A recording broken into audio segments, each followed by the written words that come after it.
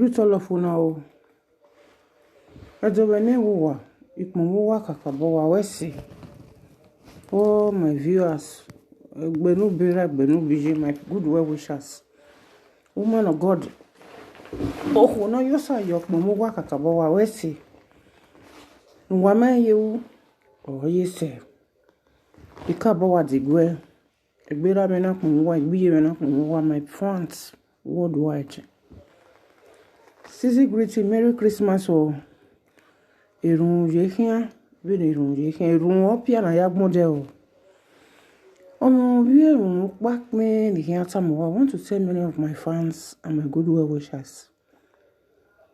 I'm a shepherd giver. I'm baby. There was somebody I had, but where is sister no wa say no you surprisingly. There was somebody I gave 100,000 to a Johnny. The same woman she called me again, or not the baby do you know my way. And I have my way, maybe 100,000 way. When I look at when and I even why Janina, your number, and I go in it. So she called me again. So, not do have anyway. Or see any money with me. I would like to tell you, man, with me, see me, you best it all of me because me and me here rosa. So God will give me more. The first bills, I know how much I spent. The bills in another day, I was inside. You saw a tea. No, bono, because when we are away, those are very. Today I was even crying. We just care so many things they want give her never lack, they want very give it to me. But I was crying. We're going to feel it there. Edo, my family, because this Oden Osarine. So many times, many years ago, up to today, a family member I'm a giver, but it want or yata me. And I'm look at what I did for so many people. Anytime you are land in Nigeria, you're not going to spend euro a pound, $1 that you bought by if you. So where Wale virus on I was about to be there 2 weeks ago. But it's something. So you move on with publicity and not even know. I don't so much do it because every way you know we know Umanata or Daniel Sawa Morris. My viewers that are watching me, God will bless you people. Last month I was having about more than 100 viewers. So you know the going up in what we're saying. What my you or yes, everybody imagine lockdown raw. A lot of things also about my you. Because when we are here, you know, if when we are so, those are about here. Epo we have one, ojo we have one. So any may prepare. Ya me in 500. You 300 give me 200 yaga. Thank you, my viewers. For what say? You know go, you know what? Princess Esther Debiri. Wese o. No water. Yeah, uji ekme. Oyogi wese. Umogun. Eleza wa weka wa tera menira usagu waro. Wese logbo wa domene wa. Monthside congregation panijo we ariga iwe edo ayelare. Once I may be the congregation and I will be a dog now. Here and what I am, you will win your dress. And I know that I am in a bone. And I am with her and my fian on one, and I won't wear him gear, or I won't wear him Europe. So, apparently, to where you can say, John Curie Nedo. Because of Yak be a near my way, you are my way, who can go. When we are in my wudo, or Saloba to bless we were America. So, if you mean work boy a Benny is from the generation. Every time I'm praying for every one of you, my good well wishers. all over. Who virus na lockdown raw. I know people have helped with donate, and I know many of them are praying for me. And many of them, they want to see me. Again, when I spent more than 900,000. They were coming to ask me for something. Where we were onure iviogwe, ya mi viogwe, iya gwali ya iwo win e wo nori ya drop me jo. Igo ize ekpo anyo imujo nori ya. So that is my own system. Even when I went to Nigeria 2 years ago, I was in Abuja for 2 weeks. Let me tell you, them go church, people were waiting for me outside. They were waiting for me outside. Though, not to talk of echo. So, I'm somebody that is giving. The spirit, the spirit na Yahweh publish it. Because no sir. Ugo kwe a virus ne amore. Emmanuel me awo produce a virus on any bigo yakbuyan with Max. But the other countries, young blockade man you war, a lockdown you know, because if no mighty we lockdown for no sabwa or pushe yari or float times 4. A lockdown here no bomb better salobana you go ya go or wana ya go there. If you no care about that lockdown now well. I bet my FFFN all over the world. If you London, America, you marry a virus on malaria. Egwali winoton, egwali panic. Or saying most of our people know Jakima usanari yari because a panic igbo.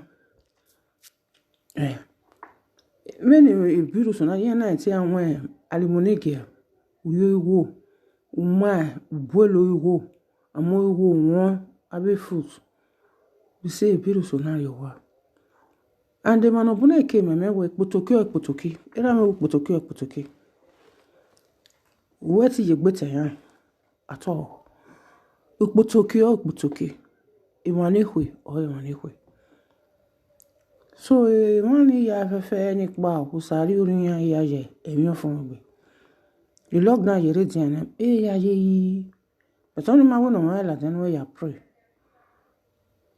no metene ria ho no mete but bonokpa okay kini mane ku yen we my so ma o ni na fo ni na ya ma o no fo because usaro ba you go ya go wan o favor man no bon o my favor no bon maybe on no workers no nalile or no business or no wina o salobo na we ya hinihiri ogwe mi no ton we no salobo asofuro yo not 6 months o salobo asofuro yo e da do we na ti ran no ya pray e gogiri ma ya wa ma mi gbono na ibiara ni mi okuo ni ate bu the first war second war yen war on oluhan.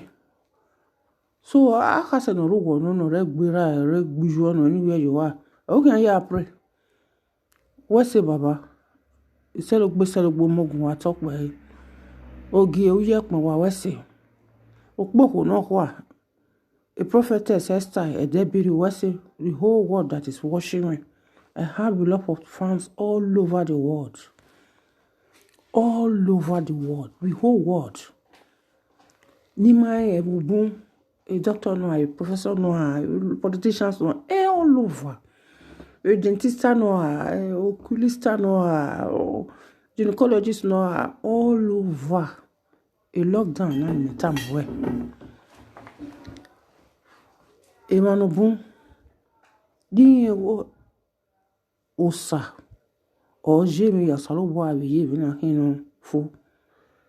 A lockdown for ne baneka mo do ametize for. Odo ametize for.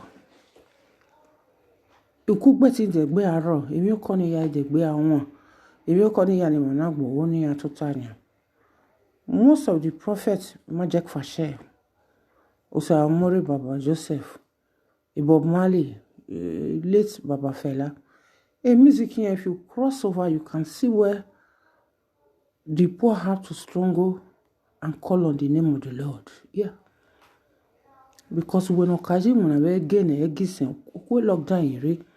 Weti yi muna ni be egisen again because ya wase ni yiro. Osalo ba yi pe me ni no. Oye bi ari ekere no. Ne ya hia na mi to.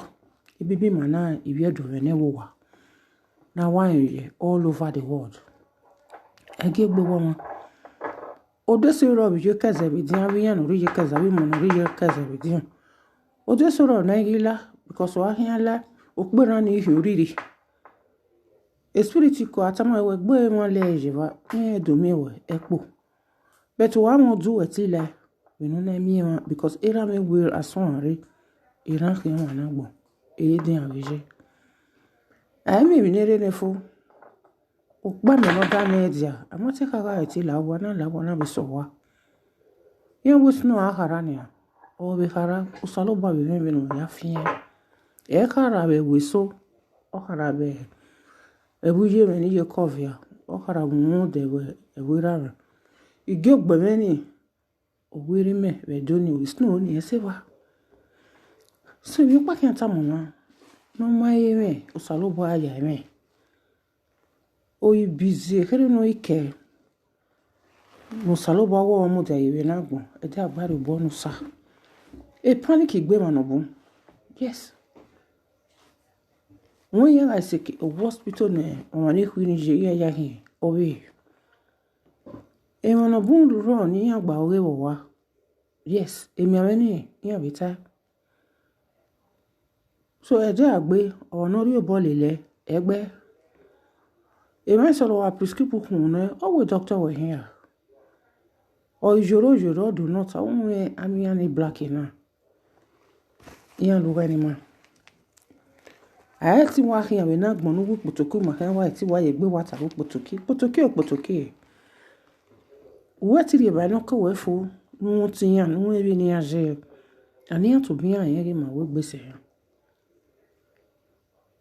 so enu hia ta me da do we wa we si no mai wa mai ye wo ye se iye me ra me wi go mi e kan no wi go nu mai mi e de na po sare ti le gbe no udu mi efo awa mi ya ogba onya Lipton tea awi potoki ya Lipton tea yo to Lipton tea ukposa yen vi posa yo eyedo yen yari o inwame peso iwo yen vi o le gbon ekon yin moto yen ko yo office yan ne ko ye ya wajiri wanori je kaze bedin uki anogbera yana zage tule mu yeze wajiri yana mu gbeze yana ahia we kutuki iye ikezere voice no yana we gole bini abe ya ihuye efe ni mo ya aku yo salobo aki era me wo ojo wo dun rere ya lugbofu oyin ne edoso era me so netete obini edoja wa me aji pe ara wo we yeze o salo ba kru tota yi America you London you Australia you Japan you all over South Africa you Namibia you Johannesburg you Benin Republic you o yen do pe fe ni yare emi na no salo ba eje no tan keke wi we gbe e ma ya ma ti de ba bi mi pona yare ba but e ba wa ro e ba egun yan no ndo nyeme o ma ga bere gwe because no bo mi bu no salo wa o okoro kan nu nu bo ade ya mu po na inu gwe ata obugbe oku ni re ti hun iju ti hun ye no salo wa we because oga we mi mane mana gbo me awo gbe mi fa na wa gbaga e da doge re ya ojugbe ya go o fi moto o fi keke o fi machine jo wa hin ulo gbowodo ulo ke omwejo mwere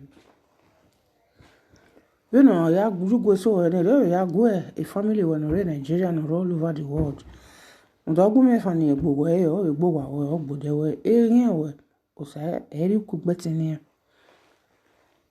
owe rin ani ya oguti ame ole yakpa yeso o se emi ko na ma wo waka bo wa hoho because eri sun te ya mama imama be suni ti ote go but saluba ya hina ma emi no saluba ti ebi no de dado go saluba mo so we so ki ani wana ko mi wa ni wi no mami ewe mi po na pon saluba ga ya mi po after mi po saluba we do pe yes ebe soro no ma ede there was a place in Yariwa Eveju. I just went there. I only want to meet someone. Because I don't maybe you know die loving that one. Or bogo 20 one flat of bar follow. Woman I be bo or boy phone. So who okay we are boy no go allow so back we no bono. And I would like to tell you one people why both we now one. My boy here now ula zana tamu kwa tamu kuone. Mama bo like eh. O he na ri ni wan ukbe han okuhun e me la ko fu igberese no way you can pon saluba nda kun so we na we that's why I have to tell you we when soro wa ri nya na be do ni nyo po pa kekan o we si e when soro we wa dali mo do ma limon we fruit kin we do ni wa de we mi gbe mi sen o pon saluba e when soro no ye 1000 na be do ni or a bobo or away.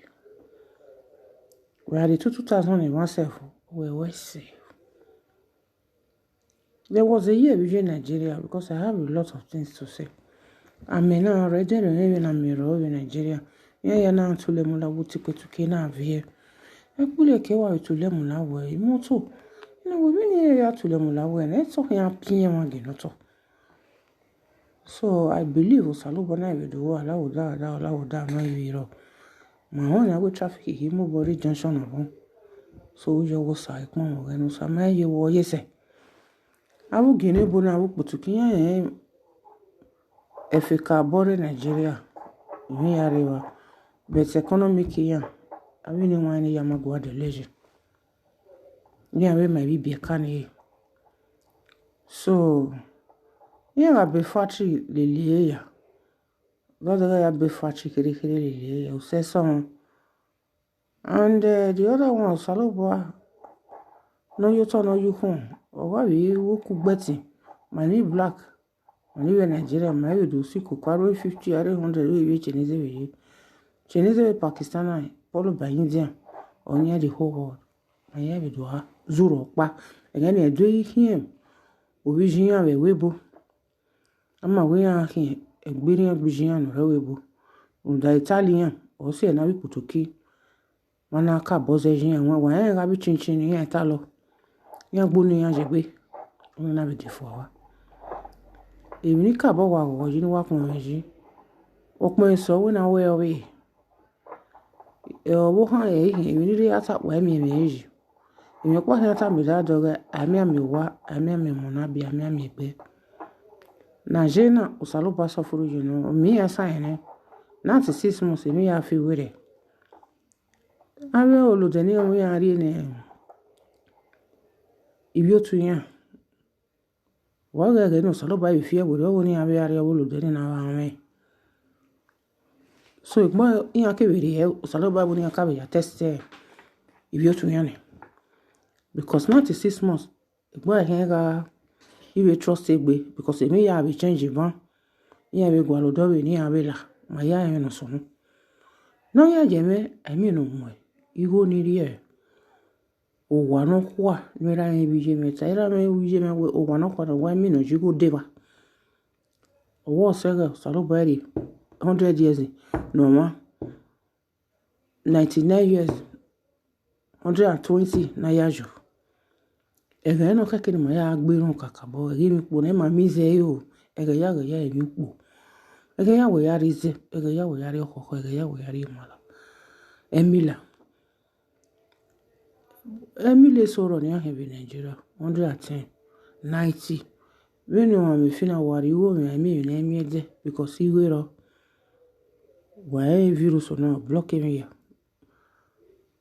when you woji e go dije no go be ga na o de le mini ya èmi ya pon sa ro boje o wo pada do ya bi ai bi o gbe e me so iye me mi abo ikmi abi sen da do me mo se mi abo ni ga gbera ese so iye ya go le bi ni ya fiyan e o bona ma ya ri pe na èmi ni hiata me ma ni ma mi ze mi o mi lai ira me go de gbo salo o yin po bi salo wa o ma na mi ere na de na ko salo wa pe mi ere o do mi nu ya we mi wo wa ye obi ai lo so breast no ye be kere ni to a basket na you kere so o mi mo mojo ere ya mi ko no kame e ko jo de tu hin le o wa ya teta fia o wa ya gbe koko je o o ti mo le bi no ya du gbongbon e nkan ja jo de mu iwa bonu ri je kaze be dia ni ya ye party o ho no du gbongbon no di bata na ya gbe koko je no di gupun no de na latest for la de e yo pata mi yo nwa o hin ibe ko e ebi so na ga iphone e bone o sa bone jo wo ya pole ya je e kan na pa mo sa bone gbe return e ya to no ma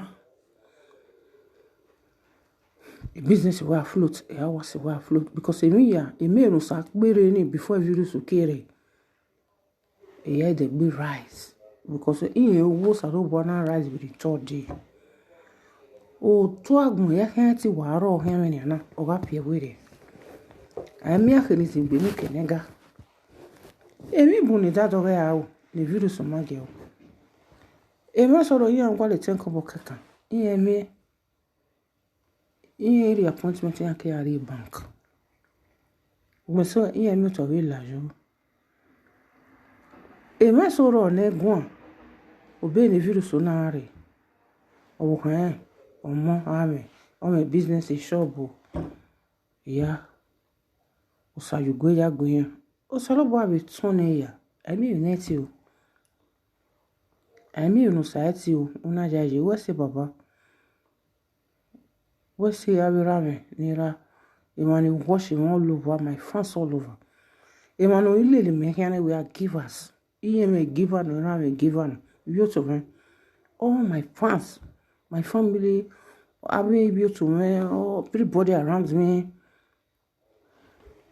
the money maybe I remember many years ago 5 or 6 years o ma no sick me pampers na be in Nigeria I can hear pampers in or say 500 pieces so na yaga where the bani yeah e ma so ro wa ri ba e we we do ni una the restaurants e do mu da yo da o ma ita ma me wo ma mu da yo da it means it need I went to some place near Mission around Ugbowo yeah no really are me so because I won't buy him e ma na mu da yo da so I asked somebody we na mu da yo da but you know we need him so you hear about what do I do ina bi de so me ayi moto kan we do nu mo se won ni me yi moto va kan ilo de mi jo imi ni jara irigo ya lele o bi t-shirt ya lele o iri anyo ya lele so I ni ji me wo you know what I did so o sa o jo ga gbon we e won no ameno so you know you're not aware you really are come soro e most people no wo he una zo he odo sama we na zo he umana ata usalo ka bo blessed you ka bo o ka bo blessed you yeah it will bless you because o work is zo he no ka ta usalo bo emi wi na wari me wa mo ekpize 20 me bi mo e vala wo wa he is 17 19 years yes again Minas Abuja e jaba no mo se airport you know me only move Nigeria le gbe 8,000 carry ne, but you know what mwero baba yiri na we me yen wo up to today me ikwe mwe phone yan because na ya pon. Not to talk of avec boli ke na vi baby things na avec you know say the rest wa go me dey instead of 30,000 you want only 20 maybe 10,000. Amen so yeah, we because we like a fruit, you like a man. Yeah, here I will be cool. They come to me. Yeah, they will say be 50. We I know what I offer. So osano je otono you home. No give with that over 7 I wanna muso. We do start at my yak in the doing. Somebody like me, I know what I've done there for so many people, and you know one coming at us I'm so worried over am out there man. Ere mo ba talk by ise ere we boy jam be like me I worship in the church now. I know what people they are doing. Many will come. No bon wa be say we sister my day my hair to come with because I got le I don't know anything no. So also look by you go ya go oye I want to feel right from time the virus mana ere want me coffee yeah era me go boy ya opa yes no mighty very no register we Christmas na ka ke we new year o ye we mo dia ko because of my so na wo we yes o ma mi e o salo bari no kere no we me ale je ogbegbe ni no tun ni wo ma mi pon yo mi pon ma mi na yo pon no ka me ye so da ya o ye ba mi re ho no ma mi re ya mo di jon kaka boy ya ho da mi re ro sa me ye bucket mo yo vin o ton o ya me ni ya ho pon wa mi wa do ya ho wa hu yo ba ya ho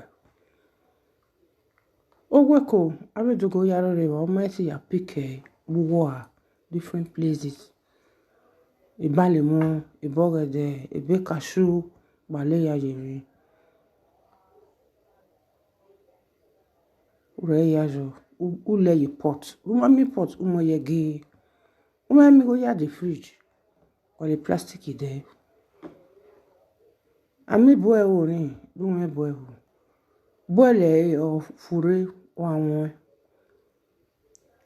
Ami even no salo baiti o kere no. Don't panic over Christmas. Hey, so worry phone. What's a worry on you? Emani you. Oh man, what do I say? I can't listen to you at all.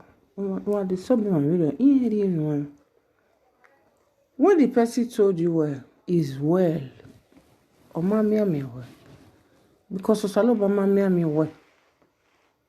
I'm a woman here near me well. So you relax yourself. Just relax yourself. Anyone via most people, you might be go.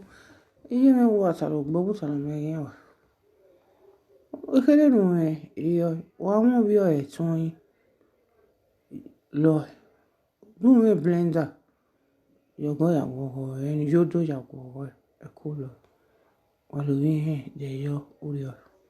1 minute be 20 naira, 15 naira. 1 minute time, okay, 30 naira. You need to do your market, you know, you know, a cubano, a cusano, a buy, you know. We know any market, certain market, here. Or so work you either can. 1 minute or no say with the 100 naira. I me guy, you copy of your guy see. Work with your timber, if I ever want a tallow. At the number will not be very well give. So by the Baba cook betting, or do I open many doors? Ever mind. Don't look at people, look unto the Lord. Gata to bo we pe ka lo to wo saloba. U ga de no mai gbe. I mean no site you. Let people talk. Give and give. What if you play no come saloba, you can write it. The way I say, yeah. Munda aka soro no a positive. What come saloba wa wo no amewo. True business. Already know. So for my igbo mama we wuru. Cause was my way me done. Only Holy Ghost fire or game on you. E de no my igbe ogun se. Munda ezeka e for saloba eka. So I see most people. You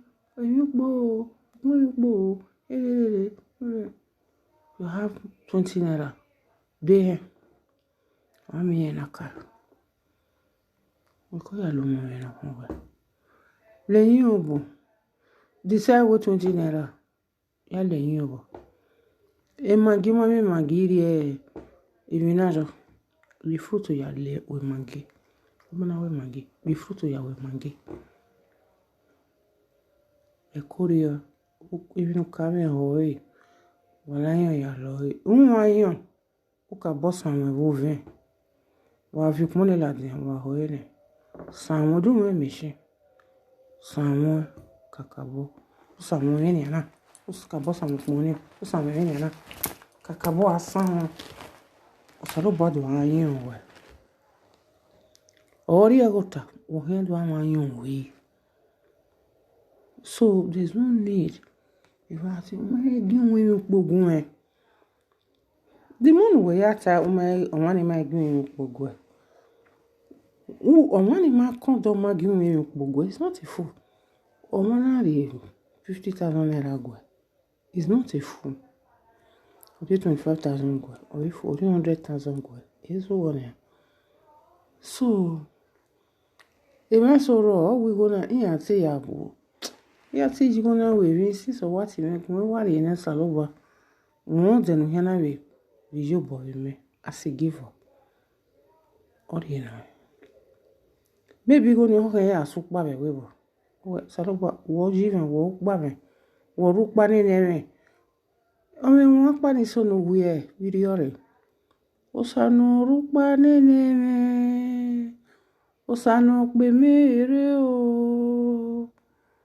Umudiano there. And the warriors mahima pray ya. Because no na etigwe.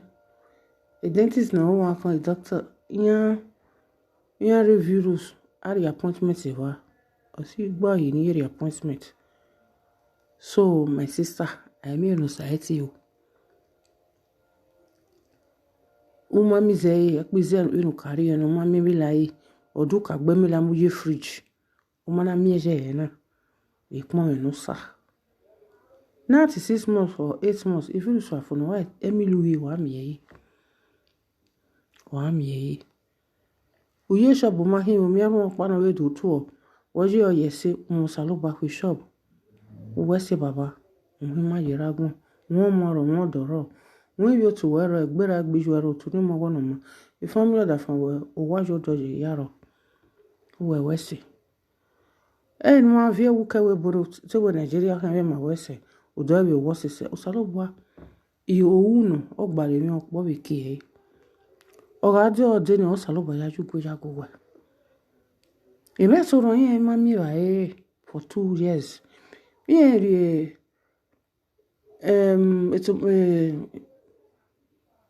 onions anubara obia o le fi mi ya sent orun yen no de ami o bu tin wale wa iso ma mi what testimony o bo sa bana du ya kinu me okmo wa yo salo bana vi mi ya ne ngona no a o he no a I mean no society o we le mi moto o pe mi ere du o nu wa me play o me no ya we o ba no so ma no wa na de no wa gwa le mi no ya gwa lo o mi o wa o be wo pa only have lazy people near if you put to get Lazaro ne if you bok wakara ni guariviere ni amusu kabe ni rame kai ni guariviere no ori abe o ni na beri mo ya zetu ya hiohie itoni ya o ni ya bo wa no ho a because ese wina o do fun me yeso ọmọ iwo ni ya do si osusu koko ya imu na wa we no iso egbin ya wale be ni ya si oni koto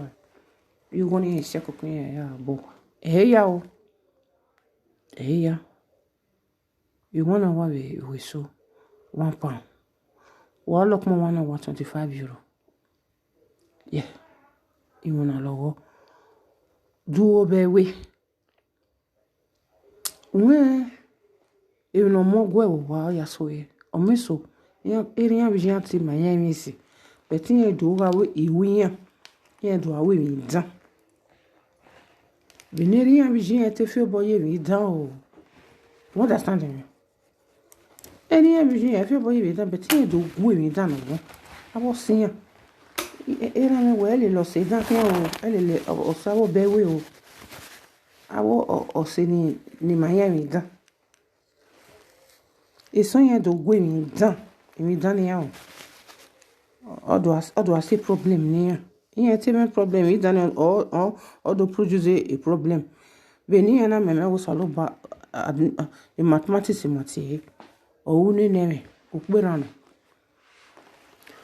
ọ̀wẹ́ bàbá náà wẹ́ àvíẹ́ èvé la sí kọ́ because ọ̀ha èèmọ̀ náà tẹ́kọ̀ wẹ̀ hẹ́n ìjọ hẹ́n era ọtún yẹn wọn pa erin o because wa bo sa lo bo iruwe akini o iruwe èmi ni ya ni ewo otapa ni mara atanu de mara gie maka beta with the other video the first video se gonna dare a mask €35 ya de so ada be 50 100 e je yan agmina jo but we no sa no egbonu kere o kero se de na we wa tota wa gian we na ri lo so fún mi ni ya ko bo wa bo ori bo ye me mo bebe oye me o ya ko bo fo bo wa shan but yin no ju lo max no lo zigi koro ni ye ya kwa lo we no we alo no bo ya na ye fi we wa shan because all was away most people were getting their partition over you know o mi ze o ma me o salobo izen we career ni po na e go wusa no ibi po afune pan we do ari no bon yes so e give one their partition no at all because o salobo no one you know say no na one we video so there even so raw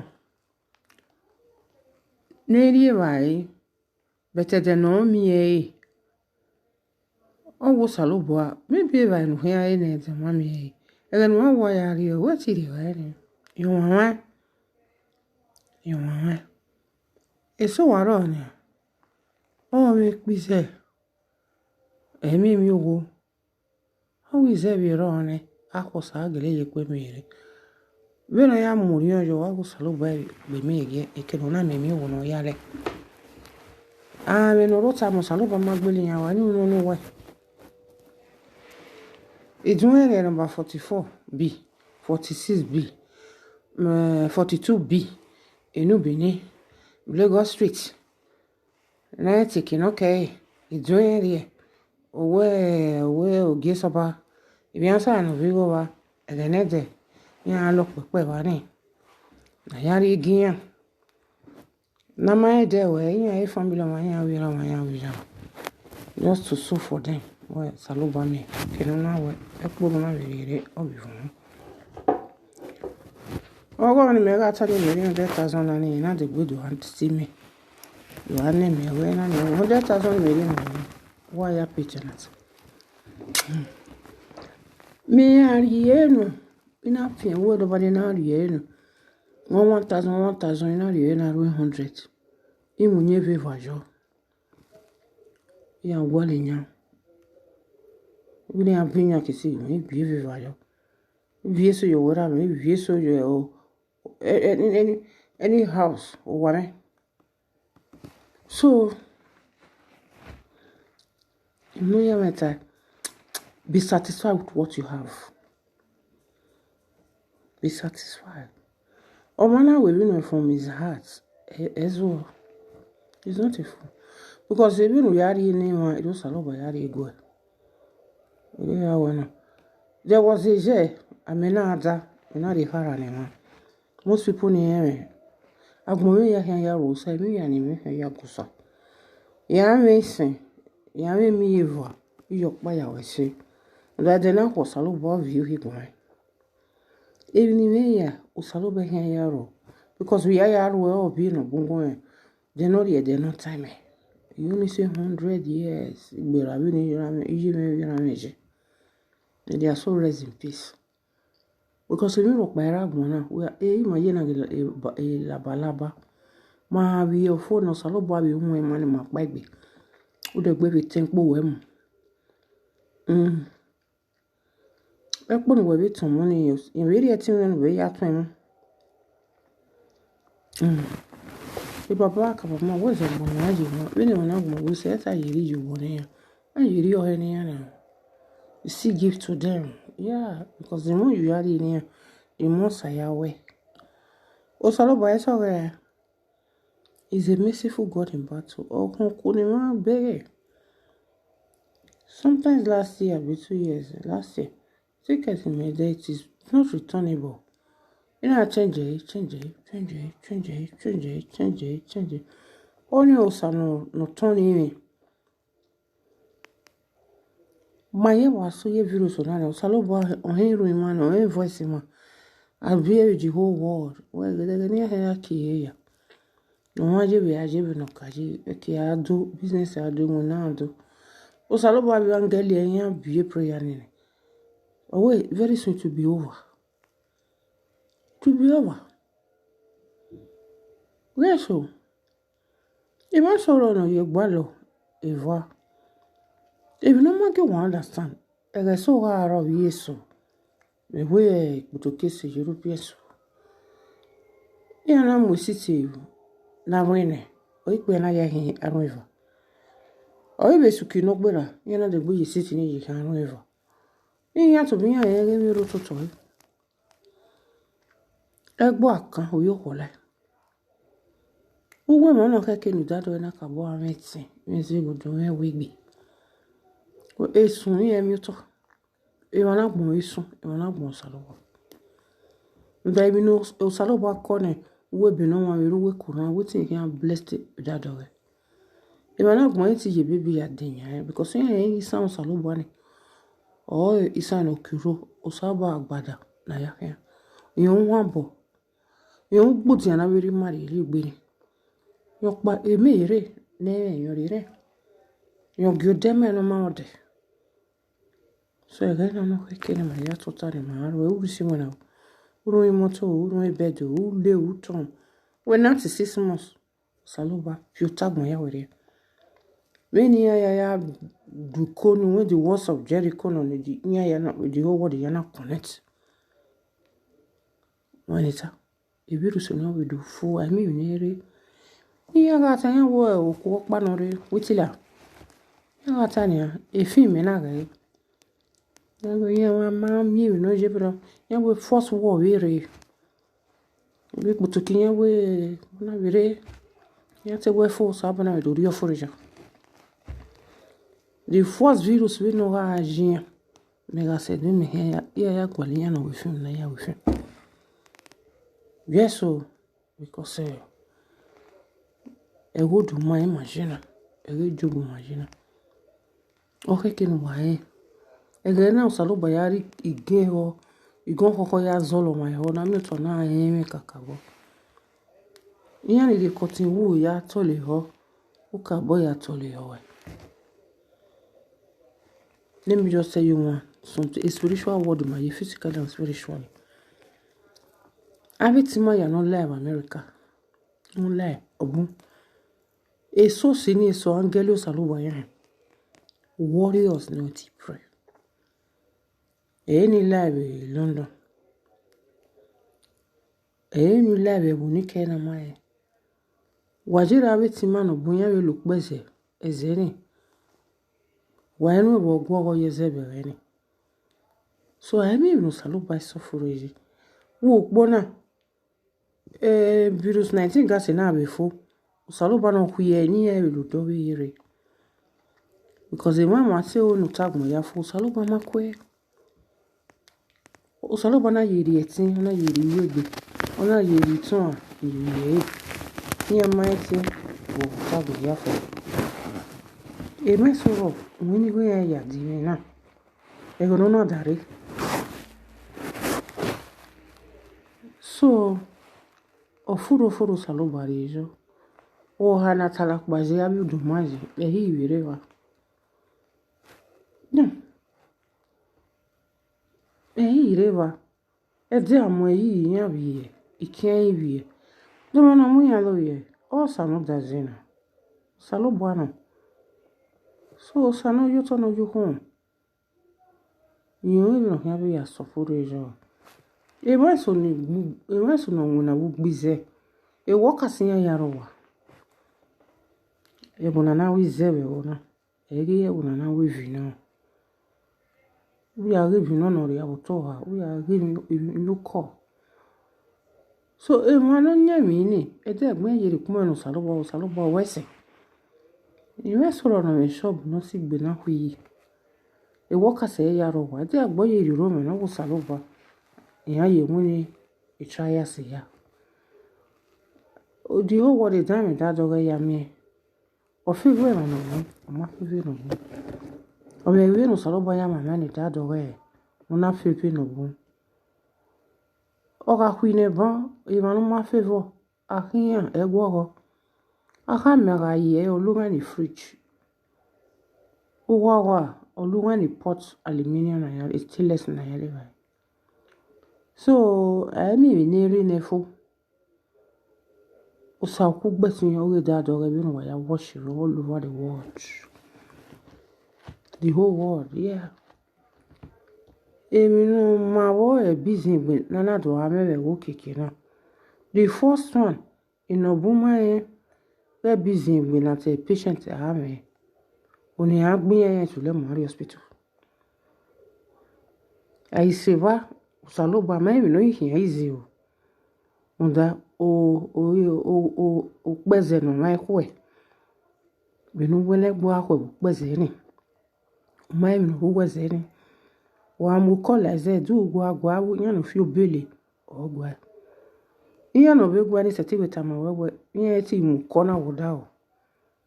Gmeso iya mo yok maze gmeso ngolo kuta na amuke. Gmeso iya wo kona osunwe umoke na bodo iya de gbe ile. Iya bi umoke na de gbe. O ti force ya. I abi ana bi potoki ya ka bo wata we. E ma so solo so de we emi ameni gbo mo. Yana ka bori o bolile. Da. O saloba we the walls of Jericho we be no one. Egani wiwe ijaji na lerun. De ti ma ka bo lerun. E wo ni ode yan. Rete dani e ma wegbe. Oduma orio. O wari odum dani ki ka bo wegbe iminani. Because amati me na ana moduma ke. Vini me waje na ni. Ohun ni potoki ni an face ika oni an fe ludo. Potoki no se hara muja ki mene. Ime ya muja ye Jacob e wuje me. Ya muja ye wora me no de bodo anye ne bo mori. If you gbura me fi gbije me ba view to me ba di ma ya ko de anya. So I see most of people libuna na ari egwasa. You dance is so ya no rest in peace. When ma waje gwana wi putuki ya bi se eki ya wale ogede ya wale mi Africa ya ni ya ai ti so ale Africa shop ya wale abi mi ma ni khuni ya ai ikeni kun je ya je ya akwe yin kwa even ofo ameno riven ya moya wa enita o veni ajo bedere wa mi ya na jo una rien ya iseze ya ma lu mi na eze ya pepepe ya lele ya ni ta because ya ye me na spiritually no o ma se ke na meje because abi ma na hu so why you know why you better ya e ma no fo ofofo we no ma na hu ya wo gbese ya ri ru wo lo ga no me ya wo duwe olu eni all over the world when I me wa agun ya ri si wona ikinu we no ma na hu je ya ri we je o e ya ire duwe ma na hu no wa to ta baba e ba no waje ba ni ikinu hi mose because ya we etinogun we egbon ma be ya wo sa wa he ya wona no ma wona ya ti wona wa no gun ya da ipotoki o ipotoki no gun ya le ron ne refo no de e maskina no de e mi no rototo e uweti wa mo te kinya no wa ja mo wa kinya wi ni anje u erere wani no ja ma ne kwenye u yi lo he wana bon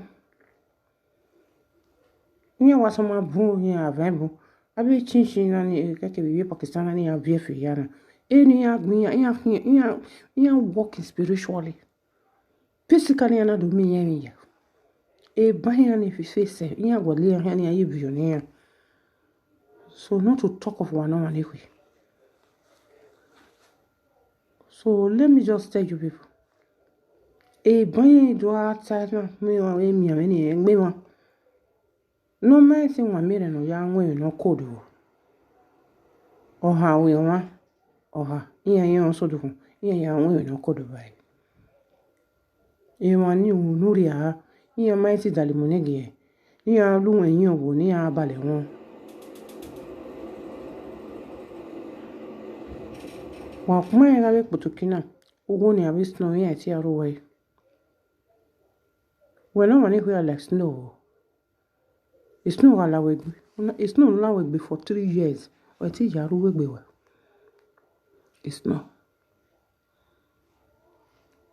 o saloba nege wa me o de meje gbeta abi potokifo ye ti pike me 2 things from them ye pike 8 from me because ye go man cooking we am can you know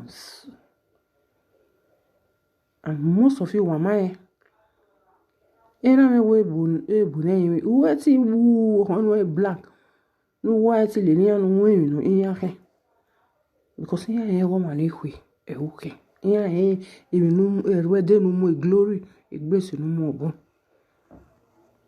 wana me na to tata we a black people ya get tiebe I me be ni all those black people ya tiebe someone for yes ya we face someone for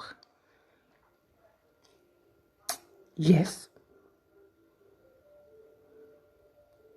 action speak louder than voice ebi su na for na da lo ye ran wa because of we dey because iya mana mu okwe virus nare ma ni wa na hui emi ni ma wu obun because iya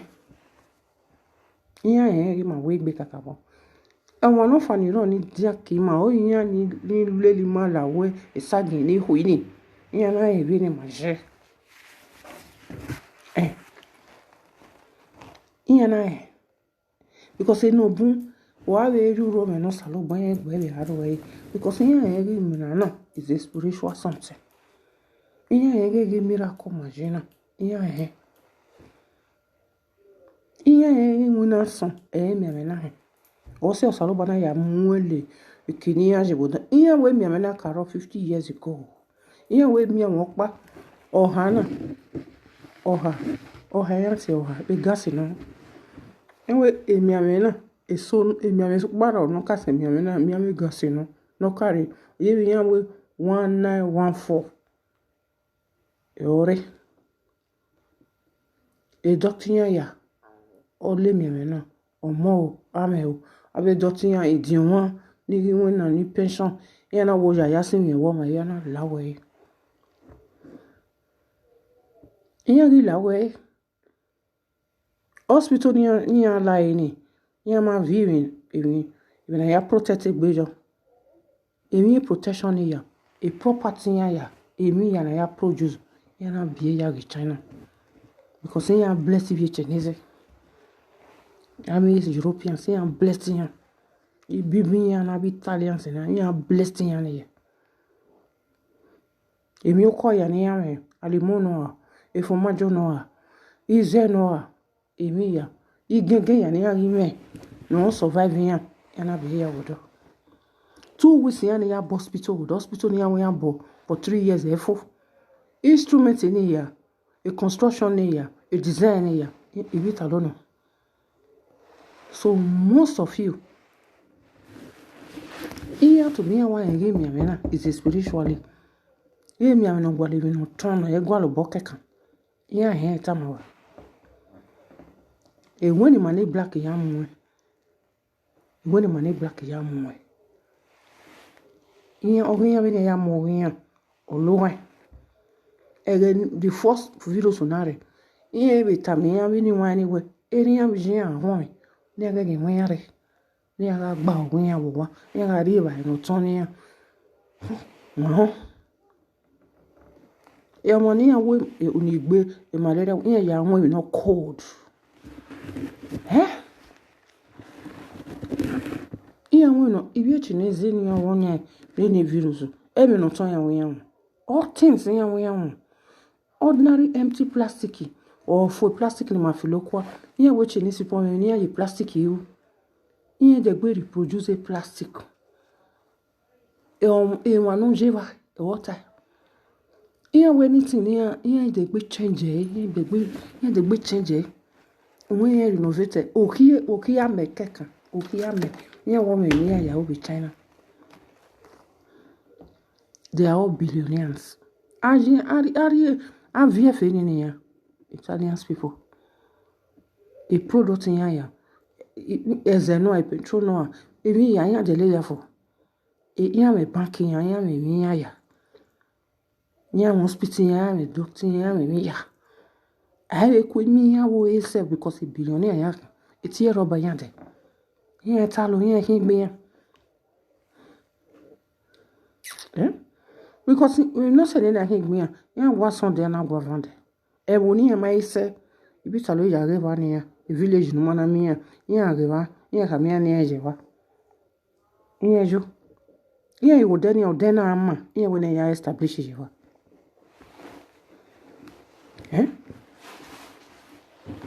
So, ebi nure osalobo asofure jo. Iya we ma no tie. Iya ya be gojo. Iya ti wa we ja daga ya wa yowo wa. We ni Yesu je bani. Ya oye be na we gbeze oye yi. Ahui e ohun gbe ahun so yoto. E ma soro abe dede ri ya vision. Iya ri kun wa no ke ohun de ya si je kovia. Amaro pa mi ya reva. Ibi ogboma ibi ati kun silently ogboma awon pa o wa ro wa no ke mana ya se ezodu o ezodi o pa o wa abowa o ya bo wo pa ye mission road o awon pa ru we be mi gbon. Only most people were mine. Oh, setting me black dog was some I no money whatever no more dio no rio EVA. E so near my you. Ame. Near what do we? Ame, near Viojava. Ame near Riokba. Emila ho a will. Is in or whatever. Evo a bomb. So as a no woman ahoy. Okay, no one of one man no was any. The guaco eze, yet it is any ahoy. Yet it will walk more. Yet it will load the Yakia logged into Ozigo, la lily lava. Or him women near Yaron, the hair sink. Only when he lazella, only when he allow you with it. Do we know what is ever, or we few, who beg me on the room, yeah, I don't care. akota day 7 or day 8 ukpa be zero we mi ni no ru kini iye be ze ku won ke de no de fi won ke no so yen mu de no gi amu no yen mu de no ma gi amu no yen fi le ya ko ze so wanu mani ku no ma be ni age o bo e force virus ni most of them are you bien see o ikpe na woni are re la yan re we na le bread wanu bu wa jigbe wata yen iya na no se Africa yen ife yen re won yen ri meya yen de gbe ore du keke yen turn back ade won yen uwe mi opa ohun yan to tayo do we no o to tayo do re mi ni ya na o diti o ni no ma go wa yen e wo no ju igo e kan hin go re do na igun e won iya sekwe yen do mi akesku da gun ya sekwe e kan yen na ya ki bronze ona hin it means e wo ni o ma me gbo mo agbon yen na pray we no ma gba no wa we ni so no wa wo jere e pisi areva more establishments iya no je e we chana iya ijodo iya gide iya we emi o ka keka iya ri poka iya ko ibodo iya wo mo that is why people are running over there wano bun we say baba Andrew Efosa iselogbe osaguero imowo wa o I hello to my in America you born o iselogbe o thanks for watching me you and your heart soul epo we ka oniori wu wa o osalogbo protect waya no you America ni was no Donaton say amoya apaba tule mure wa America where they go America where they go New York they go California wa e hon ni e so olodeni ni e viola ni akeri o saloba no da zo be sofure bijo most of you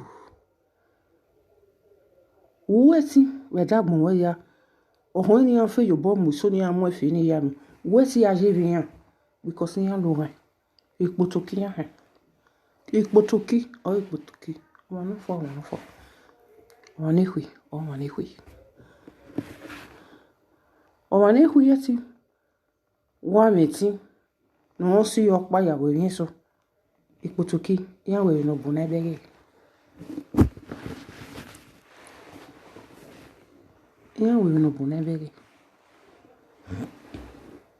wa gun yan we na yan iwe gbenu we mi na yan mo ani yan egu me nwa se ha yan egu wa se yan egu ti ebe se ha and most of you wama bo keke na no bu do ya because we the whole Europe no bu gun ya do ya na swear da do ma fo ya na swear da do ma fo do keke usalobo oduri o ma gba yo with the whole world mani black ma yin gbe ma we mi gbe ma kakabo emi no salobo no dazi ya we ofure joni abi potoki na nya yen gwere adam na ehwe because when abi chinchin na e chinchin anze ichineze Pakistan idoze wa mi e wokpa owulo makaka hotel ya no rewa ya dele ya e shop no o wa no e simipu no e ken no e o no rewa upo no rewa ya dele ya idone ya riwe Pakistan yebu ya rewa wa be here odo do mi dia mami okuna re yen gun ohun ni ari elapa wa ni amu won tala pada yan yen gun but one do me no woman my great Benin people beautiful people again before wa gun wa hin wi ro wa hin wi jo wa mo se yen beta yan ne o ha yen wi ro bi jin ni odo tan yo igbowo wi ro bi je fi mo ti sin o me mo ti han o me mo ti yan ohun na ohun na o ye school o wo na awola pedo ata gbogbo iye chinchigire ni na ya san baba ya mi yen e wo wa me egbe na me bi je mi yo to no mo na ko wo ya no wash ma there will be peace in the world there will be peace in the world. O working on tono e o salo bana we. O mo no he ala den wo uri mi na jo o no. O mo na de jan ya ga mu e. Wọ́n rí ní black or lóhùn àbíkẹ́ ní àjẹ́ wọ́n èwé so kìnìún náà tán yíyan àmọ́ mi ní wọ́n ní àmì ìwẹ̀ ni wọ́n hẹ́ ládùn ebe ẹ̀ náà yẹn wọ́n wọ́n ọ̀pá ládùn wọn lórí ládùn wọn rí ebe ládùn dé tó rí ẹ̀ ó rí ògidà ó rí pòbá ó rí ẹ̀kẹ́ wọn rọ̀dùn ó rí ọ̀pá mission ó rí inú benin ó rí first secular ó rí do ó rí car ó rí yokovia ó rí raisin ó rí ẹ̀kẹ́ adọ́lọ̀ ó rí sapẹ́lẹ́ uri edokpo uri ya we dobani o mana ri ebe mo bo ya ga mu we be ni gbeji ya na ebe ya mu wa pa ka o salo ba na ege wa dan ga ro we wa ya bi poto kina ga kama wewe won oke ni le leva e leva poto ki atama ubi egbe won oke ni ya gwa lo ko we la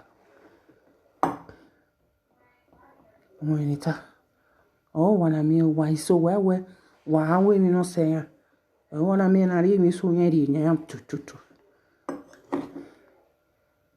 because nya not 6 months or 7 months o salo ba ka mejo o gafo because o gafo o tamo ya mani black ibe ya maybe ya ro maybe remi ko ni be na be chinchin ibe ya ro na so iro eno wa mi iro eno de iro eno gbra iro eno gbije iri o je no wa na so okoni mota na ma gwa lohi e ba wa gin ona because chichi mi ato mi yan hun ti an we tamu we Nigeria wa gwa la no 15 wa be do mi ato wa be do kin wa do mi ya bank bi chichi mi ya bank ya mi ya o wa o keze no e mi ya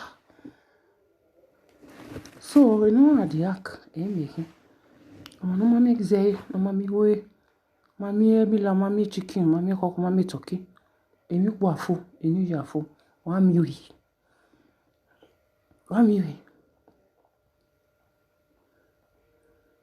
e me so nya si jo nya jijo kaza nya America nya Australia nya je ta mo nya lele boni ya spirit nya ha mi ani ya di owa nya do my do make e wodo because that will be destiny o salo bo fix destiny o salo bo I saw ya autumn ofi mi were ni ra iju o awun una you not amusa wo wa you not amusa lo wa wonu ame wonu lu ma we bu you want to be the best kwa your heart sold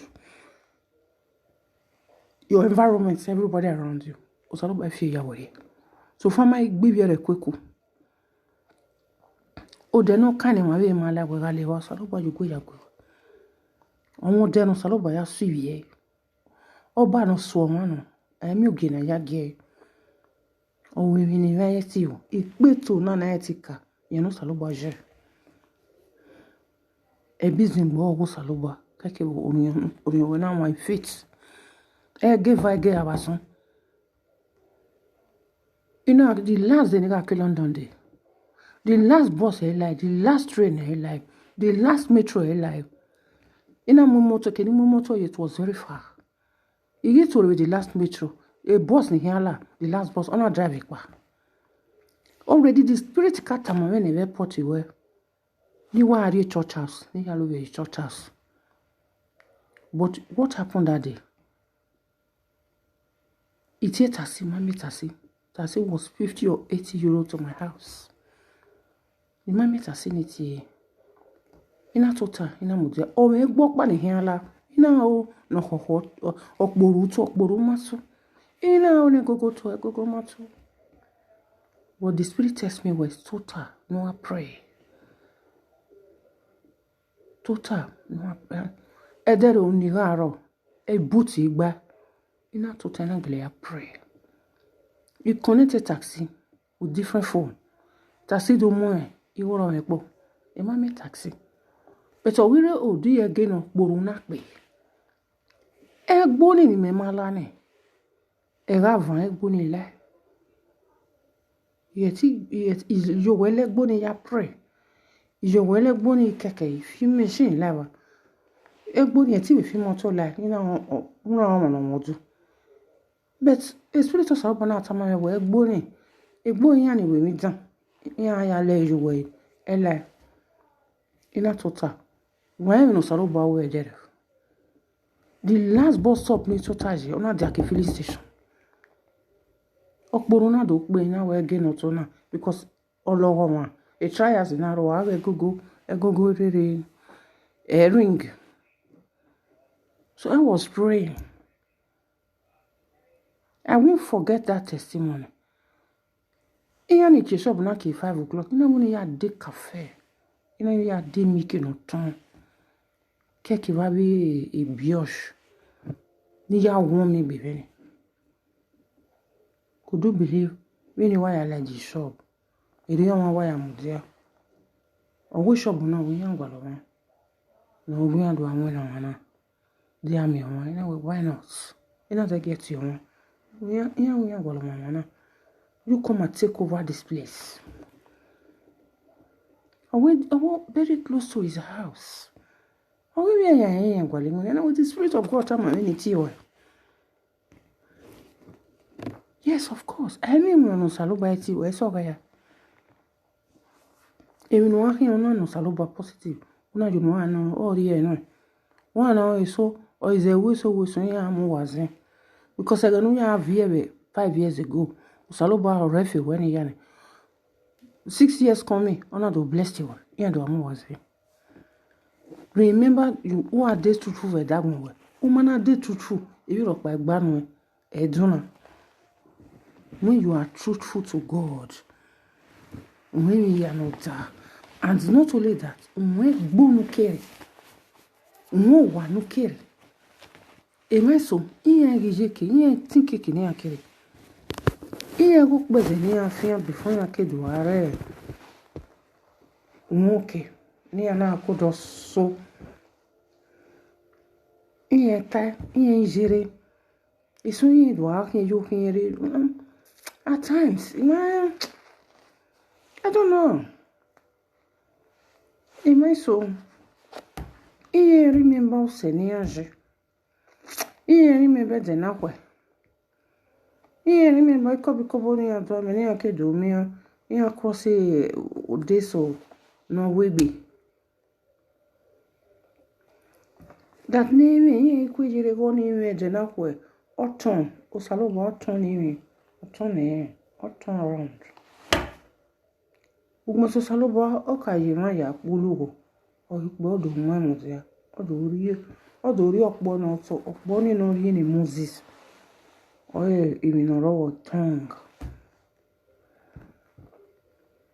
Eje man like I see eje mi okon. Abatan ye. The grace of the Lord eje now turn over. Take over the here now. Yeah.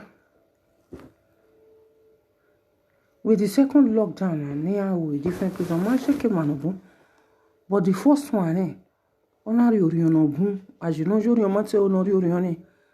Because one of who ni ferete wa gbiyan yen bu yen potoki eso eko jo bi anti potoki mo te potoki yen anti yan but this second one salobo na you go ya go that over I don't hear relax. Yeah, ndo gbe na bere odi eran awon ni because oni amarere lu wisdom salobo osie mtagbo ya na mwe abori so na pa usama kwe we si wa to tabi ni were wa biri mere man opotoki ye buwe opotoki wona fo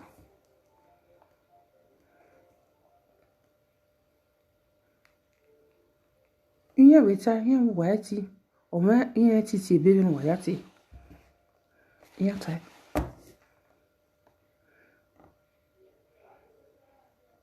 So most of us now, most aloba iselugbe na una.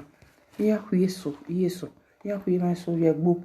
Eba so mote de mote yoru moto wa. Oye mi no sunu na eliza o wama. Ya wa wi wo moto no. Oda fon ya bi do wa eva, ye be kun ya je wa ba. But the first one okaso no. Akule kesu ya be yegbo. o he be o tulemu o tiya o yo boy he boya hospital iya wa gwale na ri oka o bi wani edo mazena o saro ba me o wa me magawo uyo go sakmo mo we uro no saro ba hui o ka hui ni ta do befo waga gujeke obi ebe me virus gas 19 yari yana gwali ni why am I even nini re yana ko gwali nini ya gwale ya we research yana mo nini ne most of them no made gas or do atabo oil gas yan soto maybe man only like before 20 years 10 years ago ni wala mi maso we wisno ya ru wisno o wa ru wisno wa ebe no ye ti ya gba wisno re o ya gwali e soto ta wisno ni no like be o it's no ni no like be 6 years ago 10 years ago I gave virus na I taste no ni here that be rise ni ti bring so do ya going to okay and we no experience eh wo on egbe yan yo lo pa kan oh ana ina ya wo o akawi yan me ka gbe we e go na da pa so mo ni wa ni hu so na wa mo go ni mo ti so je na do ya la ya ni ya la mi je au fin to la mi you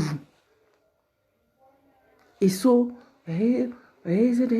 ezede mi ame mi ove mi ropa o de boy wa kombo yan o mai no roto mai de agere ni mana gbondi di o wodi pa loro tuto o mai de mana gbon e ma ne kunya ta na wo mana o ti se giver o wa wo o gele se giver ni o wo e ma no fo o mana o te se uzolo pa o gele ya ma wani joto o mani gele wa so kia o gele se na o ya gele wo yeso e batu no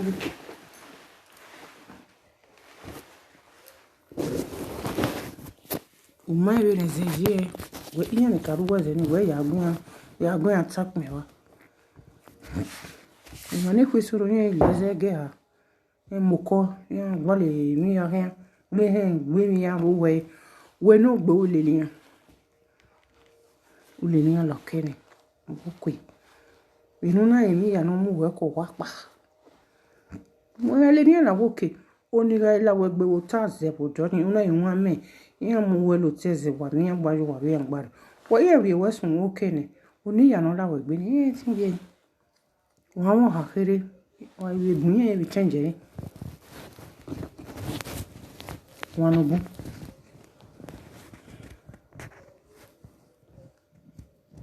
inogun mo e agbon era me wo din agbon no it's true iye ti wa pa wo ware pa be migrate Benin migrate Nigeria mi dogo hin aye gbodo ta ami yan iye ti ye gbodo yan because eri me Olúwa no yan ikini gbe me Olúwa no yan aniyan to mi yen yen eri me Olúwa no yan ikini gbo be lo wan eri ori me beje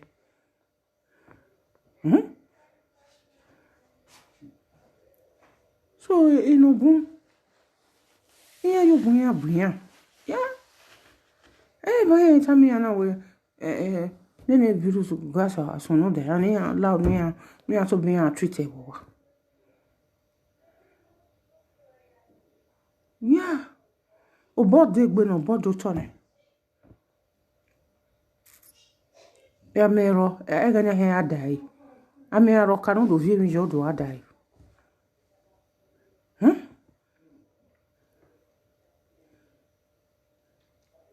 iya to bi amo you know tamawe ebu ya wado we ebu wa imi ore ne no rodo yi ebu wa ne yi je wa 20 years but 30 be 40 years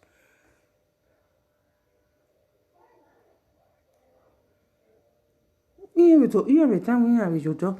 Here I ready. Here the real call in Nigeria. Here the good turn back to the house city. The whole country.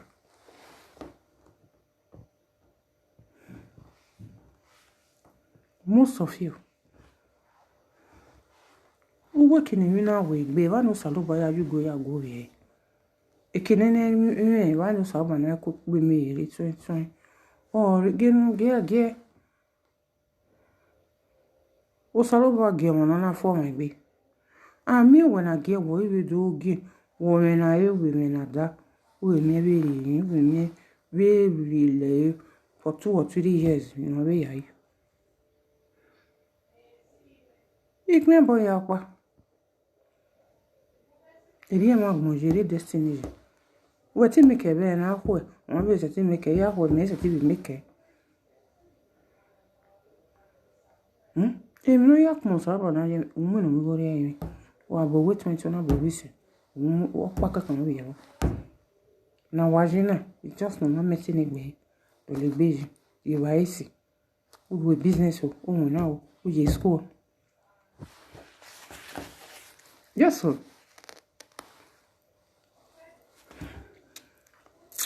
Weta unu ata no sai unu. Ebe ya no sai no efiru ayo. Just little. O se e dey na mo wa dilo ye, abi pa gbe yen no soro bo mo mo. O we pa gbe, we de gbe ire po we. We continue. Egbe abi wo we o mo ma lori e. Emi va salu boaji, e de na bi ama. Kweke be na inyari uwa no kwa ọmọ mu ne wọn agbon de to mu ne wọn agbon ebe na tana ati de to saro bari ọmọ orion ne wọn agbon de na bi ọmọ ka de ni usati orion amona agbon ma ya ima survive the first video se ma no bona lu enwa no tamawa emi ya wo to le mo are wa won emi ni yake onwe ya eso do lu enwa o lu enwa no boy we ma tagele no e ma tagele no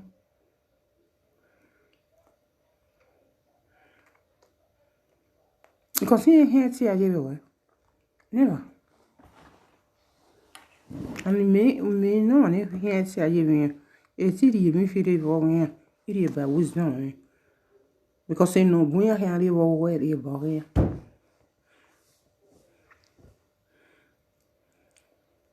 It's system me.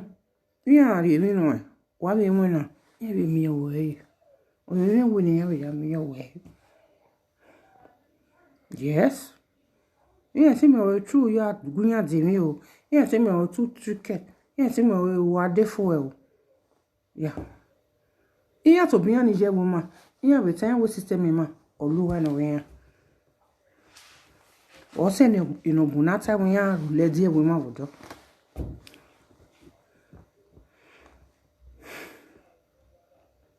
Because it e one mu yu ko na go we one. O sari ere no ma yere ogun se. We sister, we baba. Don't mo ipa uje kun e mo mi yesterday be water e baba don't mo what e wo carry jawo Andrew from Canada America we see baba many other beers uju wa me o so gbo wa ku pe tin re tin wa ri we ni wa e je na ni ma lai it's another year of floating e je massing mathematics god Iye ni malana, iye miracle, iye reviving. I feel be at all. Emi ya no we no kusalo up on payare in 2021. Iye ede segment no here you my boy asentori ojinu. The glory of the Lord is your strength and everyone's strength too. Osa gbo wa ku gbetin o gbo de ku gbetin ni ayo osa No jari egbe mayani ya on. Fere me yala kwa mafia. So by the way, Oduduna. If you see me and America all over, God will bless you, will guide you people. London, no, Johannesburg, all over. Cuba, Mozambique. All over. So no go ya go. And then road time na protection now Steven. Usani no way you go ya go. On this moment, this hour per second per minute. Ema dan aro so by who ni man. Emi si aro kiri man. The favor of the Lord be upon everyone, every household. In Jesus' name. In the name of the Lord, back with me. No be etin the way. No be ni idadawe. Again, mama, Saloba, Imami Ayaki, no Dio. Spiritually, physically. Now I'm begging. So you go ya more. No, you really get all over. No one or other. So I have ya could be Marion. No, you keep to one in my yard when you be ma. Even though some money, if you know mamma, we know ya tabi be no one. Or is some 100 na ya be na ya way. Or tell you Genesis to revolution will you go wherever in more than a beer for grace and for blessing and for glory. Women and law, not to say, no saloba here in a man. Osano yemi here no man, emi on my or day or the baby couple here. Or here they begin to work with them, or here for with them the baby rise with them. Or we here mute away because seeing you won't not rise with the third day, or saying that when I rise. Do never more the pieces or the cook baby in my yako. When in my fair yakin law, wagmo, or someone my red in my neck we married you, no we married you. You to money more man or ma, or you go ya going. No, we may say, yeah, you il est au genou, il est au bien genou. Ou go boss alo ban wa hen e ma wi. O sa yu go ya gwima. E yan mi wale, ason wa yan mi wele yan mi wale. O fe no ri ma, no re ke ma ye. O sa lo ban o Holy Ghost wa ya gbe o fe ni ma o. O se mo na gbo no boya fi o fe. Mo ma bere ke mo ma bere. No le mu ti ma bi je ko Holy Ghost wa ya ogwo yen. No when in my hand without Usalupa destroy a power will become useless power. Fire from above will consume all your enemy. No revimina, God will destroy all their power. If you corner your Saluba or destroy or revive the whole nation, the whole family, everybody. Omo so shall he be kubeti. A gido Saluba not you in that way or you in Moses up with that way. So shall he be. So shall he be. So shall he be. You, my young waiting at my house, it will be successfully. So I will say you all say. And I will remain man. It may be given with my heavy bassejo, our great grandfather ancestors. My hair will be man. Since we are the best in the world. Since we are everything in the world, since we are number one in the world, I give God the glory that everyone no sorry turn the good benimo while we're saving or you're worshiping.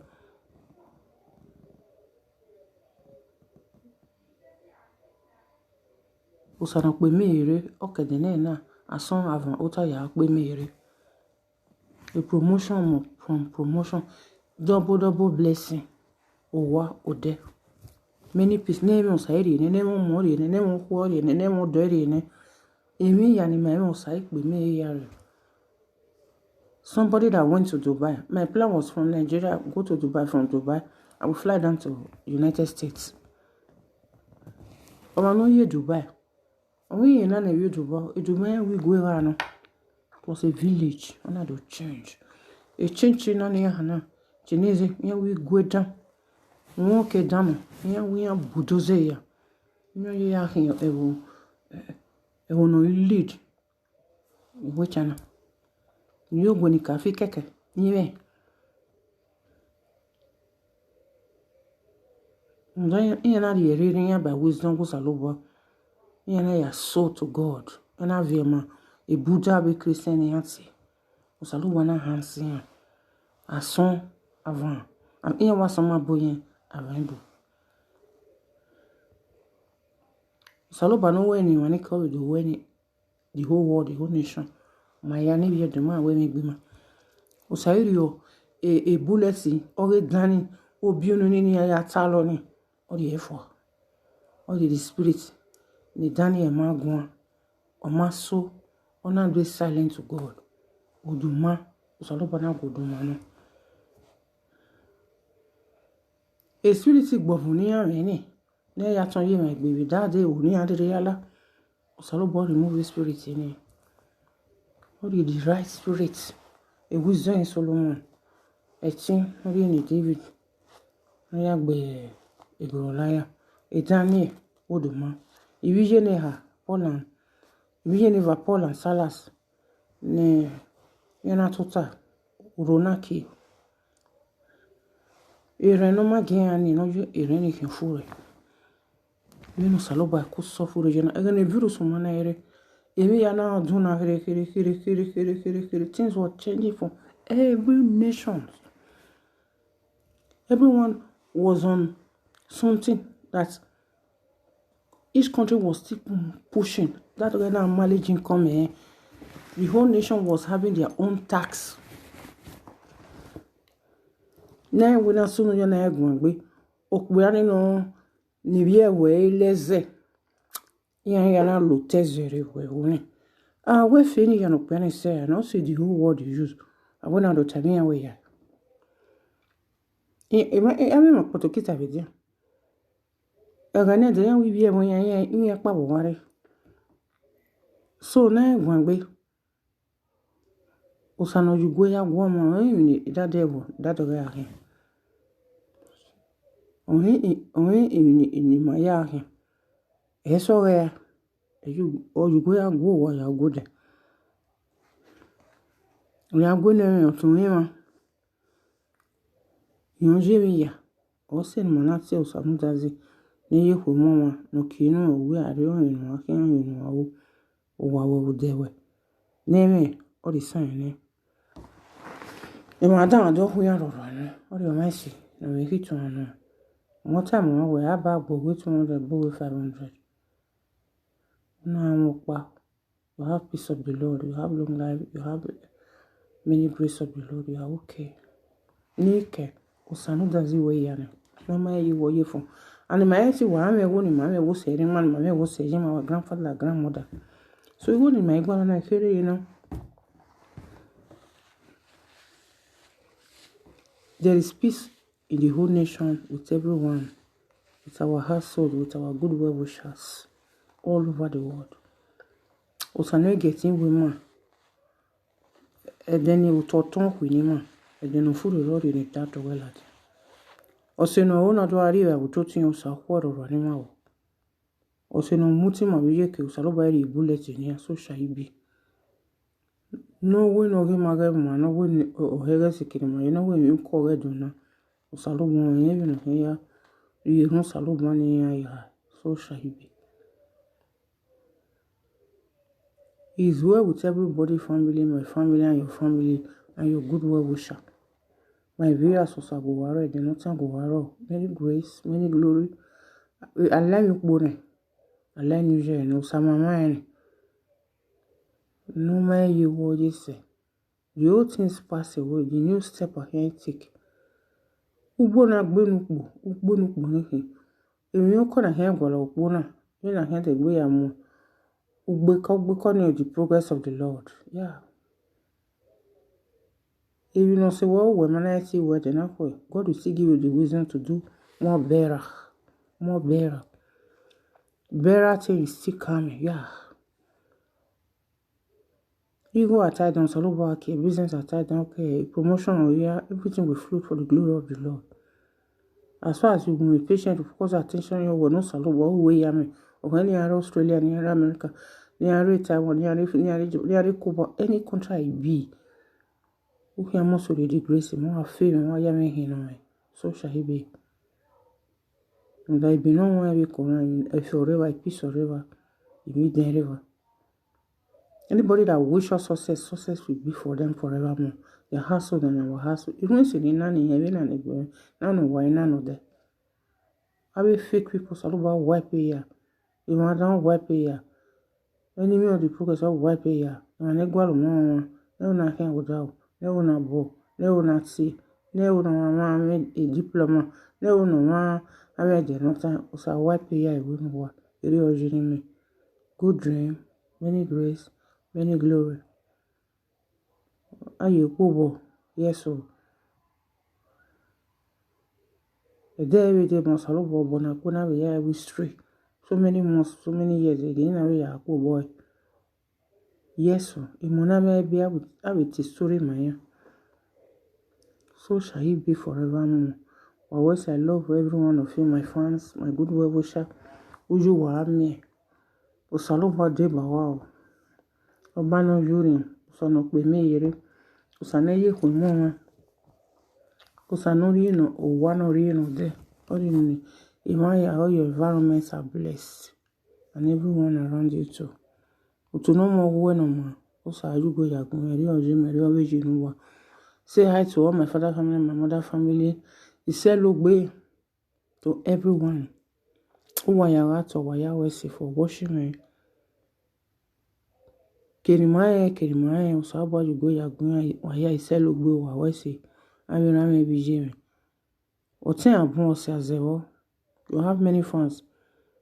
It's not area wa asewo. There are some they think about you, they pray for you and you pray for them too. Ameno rono de okai. Unifina. Maybe Yahoo for this coming is no akara. Ebu Yahana Kara, Usaje. So we are no more here. That way, we have got Guido and beds and the shoes of the Lord to put on and get it this year. Yes, one like it, my like it. Oh, if we are not so, if you call me area. Area, so shall he be. Hero Salubaya, Mama, Dosano, Mama, Deno. Yori awono wana ya bege.